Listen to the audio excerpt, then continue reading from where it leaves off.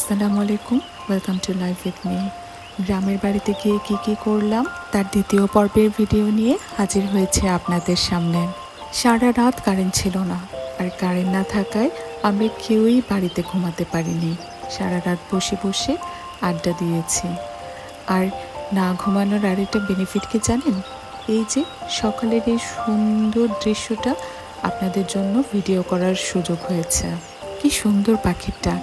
আর সকালে নাস্তার আয়োজনে ছিল ধোয়া উঠানো গরম গরম ভাত, গরম গরম আলু ভর্তা, আর সাথে ডিম ভাজি।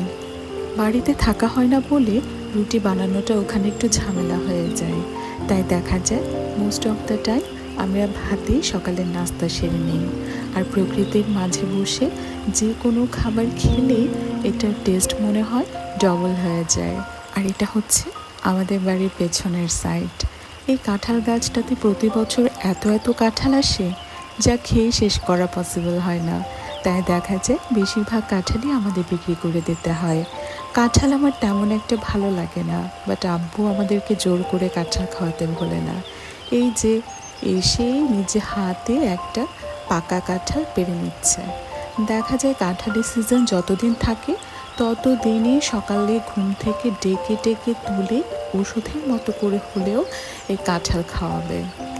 আমাদের এই গাছের কাঁঠাল অনেক টেস্টি হয় আলহামদুলিল্লাহ। ছোটোবেলা থেকে আমরা কখনোই দেখিনি কাঁঠাল কিনে খেতে। বাসায় যাওয়ার প্রস্তুতি চলছে, তাই আব্বু এই দেশি মুরগিগুলো কিনে নিয়েছে। ঢাকায় আসলে আমরা যে দেশি মুরগিগুলো খাই ওগুলো বেশিরভাগই কক মুরগিকে ওরা দেশি মুরগি বলে চালিয়ে দেয়, বাট এগুলো একদম অরিজিনাল দেশি। তাই বাসায় যাওয়ার আগে আমরা হাঁস মুরগি কিনে এগুলোকে প্রসেস করে নিয়ে যাই।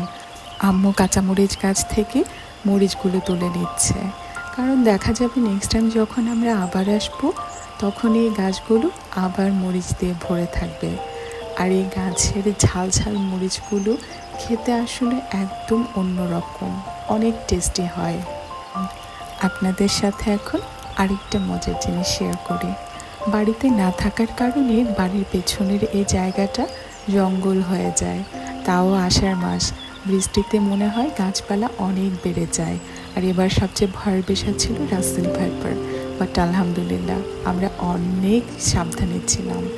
আর এই তো আমাদের গাছের মিষ্টি কুমড়া। এই মিষ্টি কুমড়োগুলো খেতে এত টেস্টি হয় আর অনেক মিষ্টি হয়, খেতে খুবই মজা। বাড়িতে এবার এটা নিয়ে 4টা বড় বড় মিষ্টি কুমড়ো হয়েছে।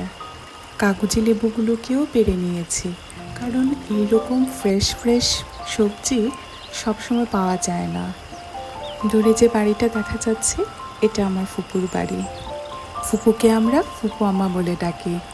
আমাদের বাড়ি থেকে মাত্র 2 ঘর পরেই আমার ফুপু আম্মার বাড়ি। উনি একটু অসুস্থ থাকায় দেখা যায় যে উনি আমাদের দেখতে যেতে পারেন না। তাই বাড়িতে আমরা যতদিন থাকি ততদিনই আমরা ট্রাই করি প্রতিদিন যেন একবার করে ওনার সাথে দেখা করে আসা যায়। এই তো চলে যাচ্ছি ফুপু আম্মার সাথে দেখা করার জন্য। ঢুকেই দেখতে পেলাম মারাত্মক সুন্দর একটা দৃশ্য। কি সুন্দর হাঁসগুলো আর চারপাশে দেশি মুরগিগুলো।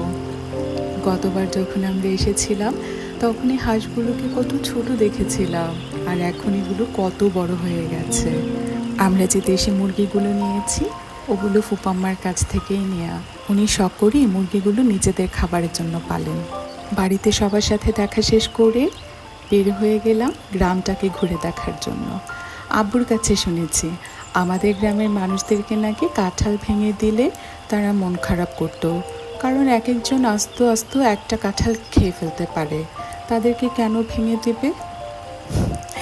এই তো দেখুন আমাদের বাহিনী নিয়ে আমরা চললাম, শেষমেশ বাড়িতে পৌঁছে গেলাম। আর এখন বিদায়ের পালা। আমাদের গ্রাম অনেক সুন্দর, একদম ছবির মতো। আপনাদের কাছে কেমন লেগেছে সেটা জানাবেন, আর ভালো থাকবেন। আল্লাহ হাফেজ।